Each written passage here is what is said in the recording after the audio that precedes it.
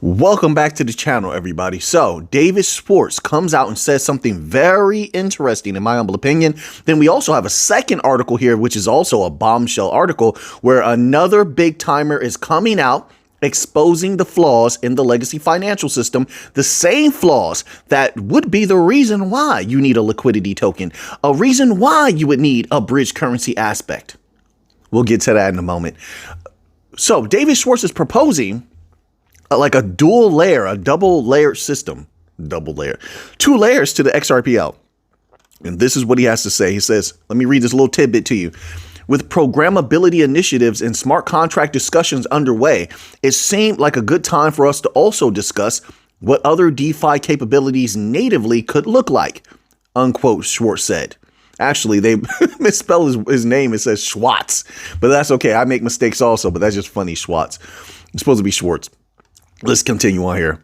Schwartz, somebody out there is like, Mick, you misspeak all the time. I know that, but that's still funny to see that. Schwartz sees XRPL as fundamentally different from POS chains. Validators are supposed to be equal since it's about stability and trust, not about who holds the most tokens. Transaction fees are supposed to be burned instead of being used as staking rewards. All right, where are you heading with this, sir? The ledger specifically is optimized for speed, low cost, and secure settlement. Yes, but let's keep in mind what the banks are declaring they desire. They've been declaring they want staking and lending this entire year. Since last year, they've been putting out documents at different times speaking on their desire towards lending and staking. Then on top of that, keep in mind that recently Ripple stepped up their efforts to double, even quadruple their security. Was that for you and I? Who do you think that was for? Or was it for maybe the companies Brad Garlinghouse was meeting with on Wall Street? Perhaps. Was it maybe it's for the central banks that Brad Garlinghouse proclaims that they have, some of which they haven't even named? Maybe them. Was it for them? I think it might be. So then when I hear this type of thing, oh, staking, etc., looking into different things. Well, let me read this tidbit here and let Schwartz speak for himself. Mr. Schwartz says transaction fees are supposed to be burned instead of being used as staking rewards. The ledger specifically is optimized for speed, low cost, and secure settlement. Hence, any quote staking unquote or DeFi functionality must not break these principles. From his vantage point, it's a philosophical problem. How do you expand capabilities without undermining what makes XRPL unique? And this is why he's arrived at this two-layer consensus. Folks, in my opinion, and you could disagree, and maybe maybe I need to delve a little bit deeper. Someone can make that argument. I think I've dived deep enough. This is all for the banks. The banks are making requests. There's so many of them, and their voices are so powerful that Ripple now needs to move at speed because the banks need the XRPL to be what they desire it to be. Immediately, because the banks don't have any more time to waste. They are in a precarious position. Is anyone else seeing this? Oh, wait until the second article. Another bombshell dropped from an insider. The banks don't have any more time to waste. That's why I covered Europe the other day, because we haven't covered Europe in a long time. Globally, the banks need the new financial system. That's great for XRP holders, Bankcoin holders, HBAR, Chainlink, Solana, XL, it doesn't matter which one. You have to just pay attention to their positioning, of course. What companies do they have business with, partnerships with, deals with? That's up to you to figure that out. Then you'll know which ones are in position to capitalize on the weaknesses that are being exposed. That's the whole point. I'm here to take that bank money. So this is important. I want those interbank payments that they're having a problem with right now. I showed all the documents. There's more. There's more. We'll go over that. Don't worry. Members only video coming again very soon. Folks, those interbank payments, they're having problems with the liquidity that they're having problems with across the board. The bank's ties. Look into all this. Their ties to the shadow banking system. The whipping boy. That's what the shadow banking, the MBFI system is for the banks. They're the whipping boy. They profit off the shadow banking system, but when something goes wrong, they point the finger at them. That's also advantageous to the Bankcoin companies. Traceability, anyone? Oh, we want to know what's going on here and there. There's fraud. There's corruption here and there. That's what they're claiming, the bank system. Traceability. They want to know where this goes, that goes, where these funds go. They want to do business globally. Oh, there's too much fragmentation, European Central Bank. That's why that's important. Okay, well, how do you do business with China? You're the one screaming about fragmentation. Oh, fragmentation from geopolitical tension. Okay, geopolitical tension that leads to what? You can't do trades the way that you want because you don't trust each other. Okay, well, you need a bridge currency, and not only a bridge currency, you also need liquidity. We know that. Oh, yes, you try to hide it, but we're exposing it. And also, you need a neutral platform where China doesn't have to worry about trust. Europe doesn't have to worry about trust. USA doesn't have to worry about trust. You use your own systems. You connect to the neutral platform, XRPL, Hedera, whatever. Chainlink does its part, but, it's more about information, moving information, etc. Right? Linking the systems, the information systems together, from my understanding. But yeah, you need a neutral platform like the XRPL. That's why that's important. We're living through the most bounteous age of information ever when it comes to bank coins. Long term, looking at the bank coins is super bullish. I can't tell you anything I don't feel. I don't care what these little articles come out and, as soon as things go down, Bitcoin goes down in price or the bank coins go down in price. That little manipulation is inconsequential in the long term. It may be consequential to people that are day traders and swing traders. That is not me. I am not that. I'm looking long term out for big money, right? Big value. And I'm looking at the catalysts are solid. I'm looking at the information. It's solid. This is very apparent. And everyone's coming out and saying the same thing, that are pros or insiders. There's a massive problem. You tell me how they solve it. How do they solve their the problems with their unrealized losses, commercial real estate? Every single problem they have is solved by the new financial system. You fragment and sell the pieces of that commercial real estate. You don't think that's what they're going to do? This is why they're talking about RWA so much from on every level. BlackRock RWA, the banks RWA, Ripple RWA. You think that's a mistake? Folks, the biggest value flow of all time is right at the door. Hey, you don't have to believe me. I'm not asking you to act on anything whatsoever. But I speak passionately because I believe in what I'm saying. I don't speak for you. I just speak for myself. So that's all, not financial advice. That's all I can say. But let's continue on here. This is for the banks. Mr. Schwartz, with all due respect, sir, I know what this is about. Why speak about this now? You could have spoken about this at any time. You could have proposed. We could have gone over this at any time. But now it's the timing. Let's continue on here. So it says, meanwhile, the inner layer, this is what he's saying, is incentivized and handles frequent ledger advancement, possibly using staking/slashing. I once heard from the old timers. Old timers have a lot of wisdom, and they used to say, if it's not broke, don't fix it. It doesn't say, it seems like the XRPL is doing very well. So what could be the cause for, this is the effect. These changes, these proposals of changes are effects. I understand the reasoning he's giving, but still, it doesn't, that's superficial. If that were the reasoning he's giving, like, oh, DeFi and, native DeFi and stuff such, if that were the case and there wasn't a bigger catalyst that was pushing this would have been discussed and implemented long ago. So once more, I ask, respectfully so, what do you think the real catalyst is? Because I'm pretty sure it's the banks. They want this, but you can't speak about that because that's how they operate. They don't want you to put stuff out there. They want you, keep it quiet. It's between you and I. That's how they do. NDAs and all that. You can't discuss it. So you can go over some of the details of your ideas, but you can't include their names. You can't include them in it.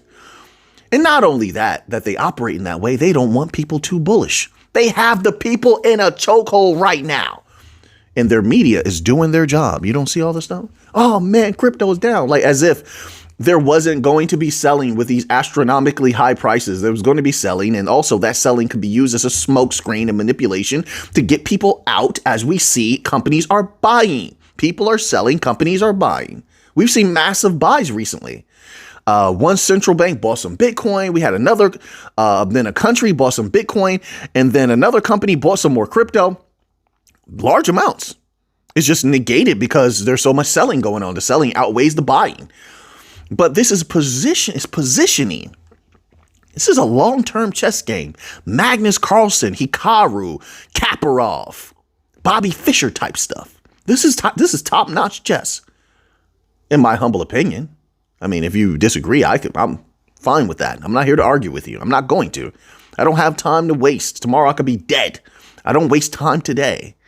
I live today fully. All right. So, hey, your opinion is your opinion, and mine, I'm going to move forward with that. I know what I see. But let's continue on. This is about the banks. So possibly using staking / slashing. I mean, you tell me. It continues on here. By the way, if you like this type of content, we haven't even gotten to that second article yet. We're getting there. I'm going to let them drop the bomb. I'm running out of titles. I don't know what. Just know the videos. Every video I'm going to give my all. If you like this type of content, take those powerful hands of yours and hit that like button. This would preserve the XRPL speed and simplicity for payments while allowing new validator diversity without slowing things down and making the network more resilient. In Schwartz's view, this is technically elegant and fits XRPL's philosophy better than directly converting XRPL into a typical POS chain. Schwartz also considers using transaction fees to pay for zero-knowledge proofs of smart contract execution. Once more, folks, I'm telling you, it all adds up. It all adds up. They must acquiesce to what the banks desire to have. Smart contract, this particular aspect of it, and not through someone else. You have all these other, I don't know what you call them anymore. I forgot the nomenclature for it, the names for it, but you have these other chains that are built on or can connect to the XRPL, and they can offer staking for you. That's not what they want. That's not how the banks operate. The XRPL, I believe they're looking at, and a few other chains, a few other Bankcoin chains, they want to use them outright. Whether they're going through a Ripple or a Hedera or not, they want to be able to use, and they can. They can build on there themselves. They want that liquidity aspect. They want that bridge currency aspect to be able to tap into that anytime they want quietly. That's another thing, very quiet. So only those who are deep researchers like you and I are going to know about it. Let's move on to this next article. I just wanted to put that out there for you. It's getting very, very interesting quickly. We need to be asking questions. And some people, I don't understand why you're averse to asking questions. All the greatest minds ask questions. It's not about having an answer. The questions will lead you to an answer or two or three, but it will get you in the vicinity of an answer, something you could be certain of. But first comes the question. All the great minds. Just to give you an example, because some people might feel like questioning is weak, because I know that's not, asking questions is not promoted in this society. But Socrates asked lots of questions. Plato asked lots of questions. Aristotle asked lots of questions. Parmenides, Zeno, Plotinus, Pythagoras asked lots of questions. These are some of the most brilliant people of all time. All right. Don't be afraid. Ask the questions. All right. So now look at this bombshell again. This article is titled Bond King Jeffrey Gundlach warns of next financial crisis. Quote, it has the same trappings as subprime mortgage repackaging in 2006. Really? Let's read this little tidbit. My apologies. I had a little air in my chest. I beg your finest pardon. But let's pause this video here because, pause that. They have like a video at the top here. I don't know if it's just an ad or what, but anyway, let's continue forward. So Jeffrey Gundlach, the billionaire founder and CEO of Double Line Capital, warned on Monday of an area he's concerned about. And it's not a bubble related to artificial intelligence. I told you, first of all, that's all a smokescreen. All of these like superficial things they're pointing everyone at, and they have the people going crazy over in the news.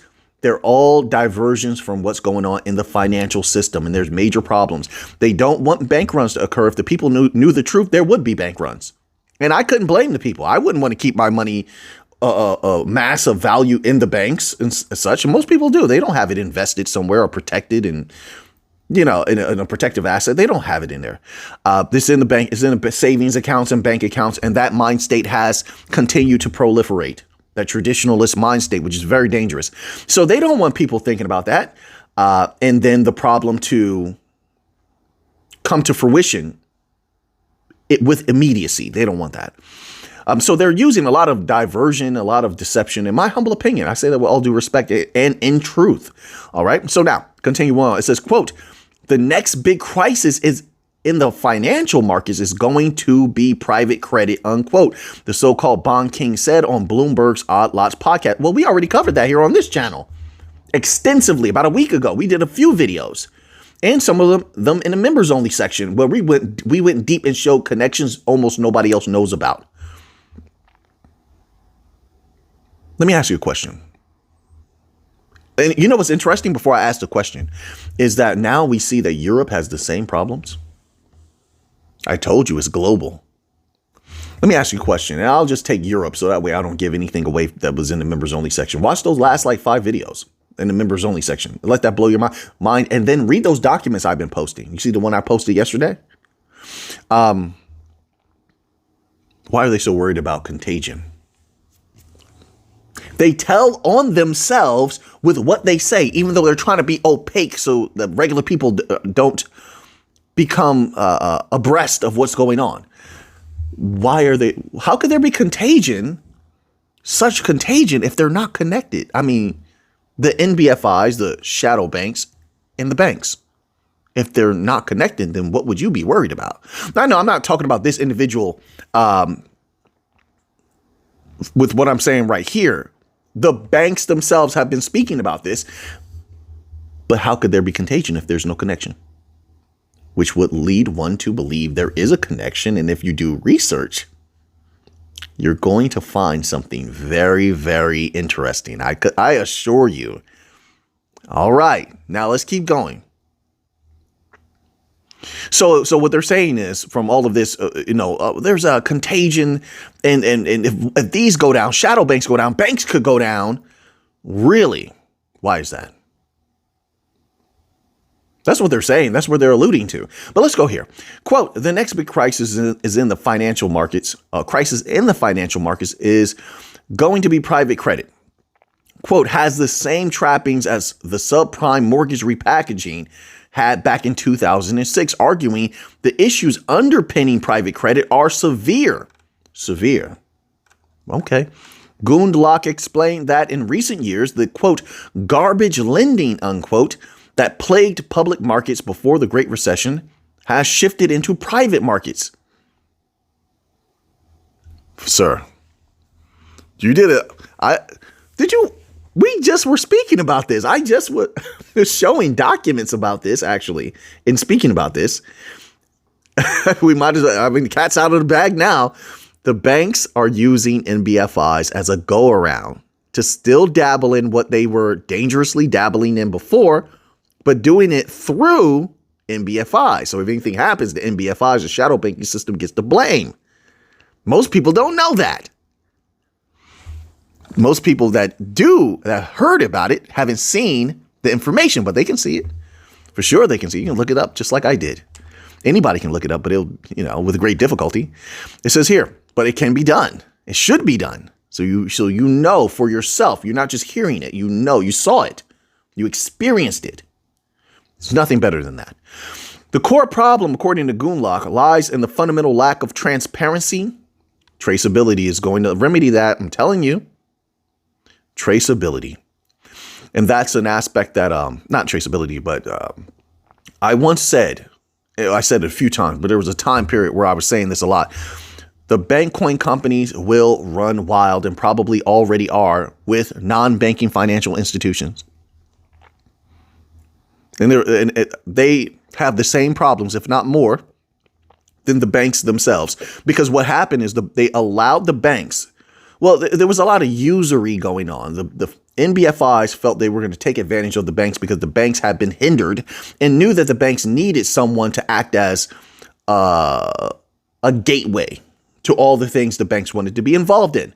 And so the NBFIs, the shadow banks, did that. Meanwhile, they were feasting on the value that the banks were lending and giving to them. So it was a little bit like the banks, like, well, this favor for a favor, mafia, mob type activity. That's what it was. And so that has caused doubly the problems for the NBFIs as it has for the banks. So they're in trouble. So they need liquidity as much, or if not, as more than the banks do. They need transparency. There's going to be a call for that. They're already taking the blame for everything, even though they shouldn't. But they don't have the guts, in my humble opinion. I mean, no disrespect. They haven't had the guts yet to stand up and say, hey, this is what the banks are doing. No, why? Because they're still benefiting from what the banks are doing. So they can't really go against the banks as much as they should. Make sense? Because then the banks will say, oh, you want to go against us? Give me that back. Watch this. So they can't speak out just yet. Make sense? This is what I'm seeing, folks. You don't have to agree with me. You don't have to take my word for opinion. I suggest look into it, okay? Make up your own mind. I'm not a person where I need to force my thoughts on someone that benefits me, not at all. So let's continue on here. So yes, I think that we're going to profit greatly from the NBFIs. They need liquidity. XRP is a liquidity token, and this is where the external liquidity pools. I'm very serious about that. I'm pretty sure that's what a lot of these treasuries, and there's always a flip side to every shield. So the treasuries are the part that's being presented to the world. Like, look, we have these XRP treasury, Solana treasury. Okay.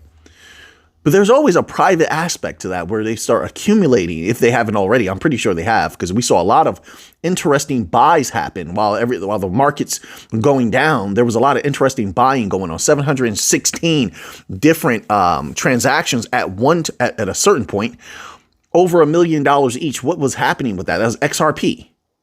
Who's doing that? What are they using that for? Right?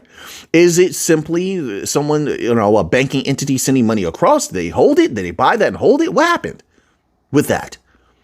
Is it going into the private ecosystem of some institution or network where they're creating an external liquidity pool because there is a massive problem in the financial system? And if there's collapses, you cannot, as a banking entity or financial institution, rely on the FDIC. Look into it. And it's so funny because a lot of these, people at these corporations, I mean no disrespect, I'm just going by my experience, okay? It may be different for you, but I interact with a lot of people, a lot of individuals at these that are at the top of these corporations. It seems that they're researchers that are well paid, very well paid, and they're analysts are not making them privy to certain things. I'm not sure why. That's strange. I'm not sure why that is. I'll delve into that another time because then I have to go down another path of thinking. Let's continue here. A major element of the private credit appeal is the Sharpe ratio argument, which suggests investors get comparable returns to public markets, but with much lower volatility. However, Gundlach contends this is an illusion. He's telling folks, he contends this is an illusion achieved by failing to market assets to market, similar to how a 5-year CD appears stable, even if its true value declines as interest rates rise. Folks, if that's not a bombshell within a bombshell, I don't know what is. He's telling people there's illusions here. And I've been saying that, but on a more grand scale, I'm covering the grand scale. He's getting into the intricacies of this. So there's illusions being presented. And what we're seeing is a financial system that is going to be taken advantage of by the new financial system because they are ripe with illusion. They are not what they appear to be. Folks, this is from Yahoo Finance. Okay, I'm going to leave this one here. But let me read that title to you once more, if you want to look it up for yourself. Bond King Jeffrey Gundlach warns of the next financial crisis. If you have a chance, I definitely suggest reading this. Okay, Yahoo Finance has been doing a good job. I'm just giving credit where credit is due. Let's go here. We'll end off today with a little bit of Bitcoin news. Now, this article is titled Bitcoin Price Under Pressure. Drops below $92,000 as self-fulfilling prophecy. Unquote, puts 4-year cycle in focus. Did people believe Bitcoin was going to go up forever? Why would you think that? You've never seen it before. Look, I mean, there's going to be manipulation, 1. There's going to be profit taking, 2. There's going to be a time of pulling back, a breather of sorts. And all of these things can be true at the same time. They know that there is a natural pulling back of Bitcoin from time to time. And so they can use that to bring down this euphoric energy that was building in the people, thinking they were going to take advantage of the companies, which they still can. But this shakes most people up. This takes them off their square, takes them out of their rhythm. They begin to doubt themselves. Doubt is a powerful weapon. So you make the people begin to doubt themselves. They sell their Bitcoin. Meanwhile, a lot of companies are buying Bitcoin right now. None of the positive catalysts for Bitcoin are gone. They remain. And yet, once more, even with that, the people will still doubt themselves. Humanity is ripe with self-doubt for some reason. I'm not that way. I wasn't raised that way. I was raised to believe no matter what, fight until I have no breath in my lungs and I have perished. In my last breath, I still will be swinging for the fences. That's just how I was raised. Most people are not like that. Most people they throw in the towel quite easily. You'd be surprised. Maybe you wouldn't be. A lot of you are warriors out there. You're MMA fighters, you're wrestlers and stuff like that. I know you have a business, you own a business, but come on, we've interacted. So although you own a business, you've done some martial arts, you've done things. So you know how someone will tap. And there's nothing wrong with tapping. I'm just saying that mentality is there where they tap in real life. You get put in submission by life and they just tap. So businesses know this also. They will put the pressure on you. Let's sell. There's no reason for us to continue to buy. Number one, it serves the purpose of allowing these lesser businesses, small and medium-sized businesses to get in because the price is getting a little expensive there for them. It does matter for them. This makes it more delicious just psychologically. Humans like something at a lower price, and small, medium-sized businesses have been struggling, and the big businesses want to take that money from them. So it's like we have to let them in the door before we run this price up. Once more, companies still want Bitcoin. Large asset managers still want Bitcoin despite selling all the outflows. That's all manipulation. Yes, there's some of it is price taking. Like I said, multiple things can be true at one time, simultaneously. OK, so that's all true at once. Profit taking, yes. A breather, yes. Manipulation, yes. And they know that it lowers the price.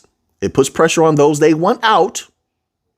And it incentivizes those they want in. All of that at the same time. It's a masterful move. It's like pulling a Rui Lopez at the beginning of a chess match. Yes, I'm still playing chess. I'm still learning chess. I'm actually very good right now. Very good. And I love 15-second matches. That's what I like. What do you call hyper bullet matches? That's what I like right now. 1-minute matches are okay. 30-second are okay. 15 is where they put that pressure on people. I like that pressure. I think well under pressure, and a lot of people don't. That's when you find people's true character. Let's see what you can do under real pressure, like it's in real life. You don't have a second to think in a combative situation. So why in this game would you have all the time in the world to make a move? That's not realistic. Now you put that 15 seconds on them, boom, boom, boom, boom, boom, boom, boom, boom, and you have to think quickly. Now we're going to see your real character. Are you going to buckle under the pressure? Did you think before you moved? You plan everything out ahead of time. So that's why I like. So that's why I see that here, this happening here, the pressure being put on people. Let me read this little tidbit to you. Bitcoin is super bullish in my opinion. It remains that way. It remains that way. And it's a matter of time before it skyrockets again. Watch how that sentiment turns. They'll be, oh, Bitcoin's the greatest. It's going to replace gold. Where are those people now? They just retreat. You see, let me read this tidbit to you. I'm not that way. I'm not going to retreat and fall back, go back on no, but why would I do that? That's cowardice. No, nothing that I see has changed, period. Countries still want Bitcoin, right? Yes. States still want Bitcoin, right? Yes. Large asset managers still want Bitcoin, interested in saying that they want it, right? Yes. Regular people still want Bitcoin, correct? Yes. So that equals to a future, and I'm not putting a timeline on it, where Bitcoin skyrockets. That's just the facts. Not financial advice, just my humble opinion, but let's go here. Let me read this little tidbit to you. Bitcoin remained under pressure on Monday, falling below $92,000 and bringing its losses from record highs. This is the perfect opportunity for them to put pressure on people that I feel so good. It's like being in love, right? The perfect time to attack somebody is when they're in love and they're all everything's so good. It feels so good. And you're just too relaxed. You're too comfortable. And somebody wants you out of that relationship. They want you out of Bitcoin. Boom, let's sell on them. Let them be euphoric for a while. Let them bask in the glory of their situation for a while. And then boom, we attack. It hurts their morale so bad for them to have this fall, this uncontrollable fall. They'll sell. They'll be pressured. I'm losing my gains. What if it never goes up again? They start doubting themselves. They start defeating themselves. Their mind plays this game where it attacks itself in its desire to remain. Right. Let's continue on. So that's what they're doing, in my humble opinion. That makes it easy. So record highs, perfect timing. In October to more than 26%. The drop, and no one would ask questions because they would say, well, it was record highs. There's going to be profit taking, right? Perfect smokescreen for strategy. Perfect smokescreen. While you're doing this for many other reasons, you know that most people have lazy minds. No disrespect. Most people do. They have lazy minds. So they immediately grasp onto the superficial. That was the reason it's profit taking. It's a bear market. It's a 4-year cycle for Bitcoin. Always goes down. It could be a bear market. Whatever that superficiality is, they take comfort in that. They don't have to think anymore. That's the reason I don't have to think anymore. They know that they go for that. And that is used against people. That lack of depth of thought. I'm just letting you know. And if you know that, then you can combat that. Not in Bitcoin, in life. I'm talking about in life, all right? All right, let's continue on. It says, the drop is prompting questions about whether this remains a temporary correction or the beginning of another. Look how they paint this, folks. This is manipulation. Why would one believe such? A temporary correction or the beginning of another 4-year cycle that led to a longer-term sell-off. Why would the writers of Yahoo Finance say such a thing on such a large platform? No, why don't you? Okay, so if you're going to go down this pathway, why didn't you at least list the catalyst, the positive catalyst and the negative, and do this scientifically? Because you know you would be exposed. You say temporary correction, and that's very brief, but then you go into the long end of the sentence, the beginning of another 4-year cycle that led to a longer sell-off. Your plan, they emphasize that as a psychological tactic.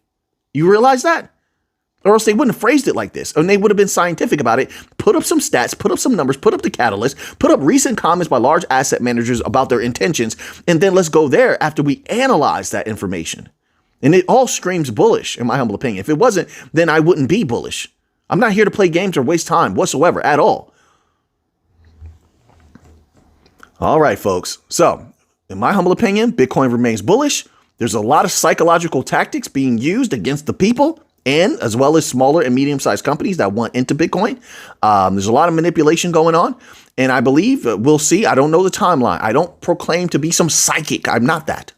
I am but a man, a researcher, philosopher, epistemologist, whatever you want to say. I'm all of those wrapped into one. I think most of us are.